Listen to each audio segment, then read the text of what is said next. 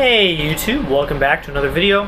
I'm Aiden, and if you want to lesson with me, go down there and check out the link in the description. And this week's video is another trial by fire, round 2. And I just broke this, great. Put it back together later. Of a couple different instruments than it was last week. So, I've been playing this ensemble thing every week with a small group of people that are all very safe and we're in distance and all that kind of stuff. It's a safe thing, I promise. And this week they asked me to bring tenor trombone as well as bass trombone. So instead of doubling on just 2 different bass trombones, I'll play some other parts. And as you know, I've changed my practice schedule. Instead of playing 2 instruments every day, and that's on a random, totally random schedule, I'm playing 1 for 3 days and then another instrument for another 4 days every week. So I'm playing 2 instruments a week just to get a little more like practice on just getting to feel really good on one instrument and how it feels and how it responds.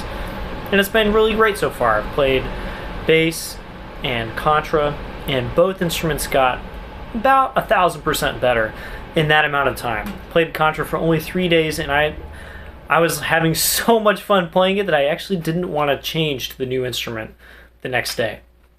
But I did, and I changed to large tenor trombone for the 4 days coming up to the ensemble thing.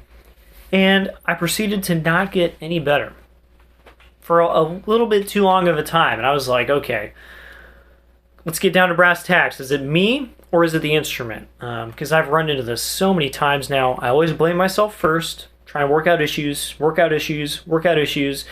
if things don't change even though I keep doing different things, then it's the instrument. And so I finally went through all my Bach 42 parts. I have way too many. And it turns out that this is actually the best large tenor that I have. The silver-plated 42B that I've had for a while now. I've actually been trying to sell it for a while, and I've almost sold it like 5 times, but people keep flaking. And I like it, but I have another one that I thought was pretty good too, so I'm like, I don't really need 2. And it turns out this is actually, I think, the better of the 2 instruments. The low range is a little more solid. Overall, it's more even. The response is just a little more predictable. It's got a bit wider of a sound. My other 42B is pretty narrow. It's very colorful, but it's pretty narrow. And just most importantly, it's so much more predictable to play kind of down. If you're playing something high and you come down low, you want to play a low E or even just a G below the staff, bottom line. This feels way better than my other one, which on the second partial especially just feels like a joke. It's really strange. Sometimes it feels okay, and then you try and play music and it just totally goes out the window. It feels like it's not even really a real partial. So I decided on this, played this for a whole day, and it did feel better. And then I went to the ensemble thing, and we finally get to hear the trial by fire. And it felt okay. It didn't really feel good. It didn't feel like I could make the same breadth of sound, especially in the staff, as the other people playing around me. They're playing on like 88Hs, Shires. I think there's an Edwards, maybe 2 Edwards. And this sounds really wide and large, actually, above the staff. But in the staff and below it, doesn't have that same breadth of sound. And especially at lower dynamics, I felt like I was really sticking out. Like it was just me and then everybody else doing this nice kind of homogeneous sound that I couldn't fit into. Part of that is definitely me. I definitely have some work to do. But also part of it's the instrument. And it sucks, but I'm back on the road again to find a good large tenor. And a large tenor mouthpiece. I have 2 mouthpieces. If, you know, the Goldilocks zone is right here, the perfect thing, the perfect temperature, the perfect comfy bed or whatever, my mouthpieces are here and here. I have 1 of each and nothing in the middle. I have 1 mouthpiece that is really comfortable and feels like it sounds great, and I have no endurance and takes a little bit too much air. And then I have 1 mouthpiece that kind of does most things, a little bit too small of a sound, and is super uncomfortable. And this is the one I actually used because I can play it, I guess. But I don't have anything here. And I don't have an instrument here either. I have an instrument that makes a cool sound, but is really hard to play than other than this instrument that makes an okay sound, plays a little bit better. I have nothing even close to the middle. So, back on the search again. I do not have a large tenor that suits me, but I did just buy one. Let's see how that turns out. It's going to be a while, so don't get your hopes up. And it was also very cheap, so it's probably awful too. But searching again for a large tenor. Now onto bass trombone. So, funnily enough, I brought this because I was like, well, I'm going to play bass as well. I'm not just going to play tenor. Because one of the tenor players wanted to play bass. They probably don't want to play bass the whole time. So, I brought my bass trombone, and I brought the wrong slide. I brought my dual bore slide, which I don't typically use with this because it doesn't feel very good. It kind of lacks a lot of core, etc. So I was like, oh, great, brought the wrong slide.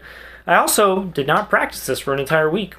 I played contra and I played tenor trombone. So I had no playing of this whatsoever, and I had the wrong slide. And didn't feel very good. It really didn't. Part of it was definitely my face from playing tenor for a week, for 4 days, I should say, and throughout the event. But also the dual bore slide, man, the pitch center especially, was just so wide. I'd feel like I'd be playing a note, have the slide in the right position, and I'm just like, I'm out of tune. And I can just lip it into the right spot, and the sound doesn't change at all, which is a bad sign. And the response is super weird. I was just like, man, I feel bad for showing up the week before, playing really well, so I thought, and then showing up again and playing an instrument I'm obviously not comfortable with, and then another instrument I'm not comfortable with. So, not happy about that. But I did get some things fixed today. So, my tech came over, and he bent my lever for me, so it now fits my hand. Yay! So, if you weren't aware, this lever used to come way down an angle, almost like this. And so my thumb had to be like here almost to play. And I don't have my slide, of course, you can't really tell what it was like, but it was so uncomfortable.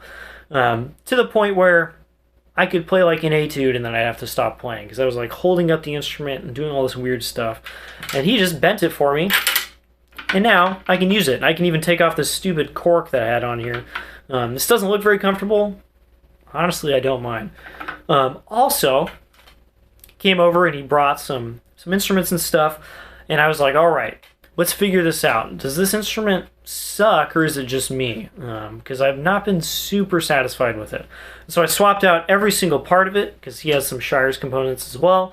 And it turns out my valves are not it. Not 100%.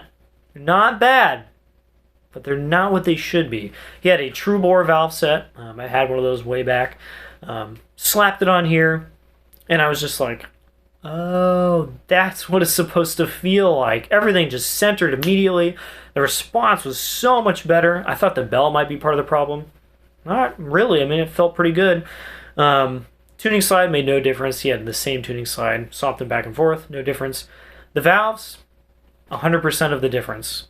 And I put my valves on his setup, and it felt pretty much like my setup. I was like, all right, great. And he told me basically that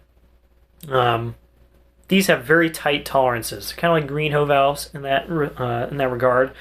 And some techs will get them, and they'll be like, oh, these don't move very well. And so they'll lap them. They'll remove material from the core of the valve until they do move well. And these do move very well. There's no problems with that.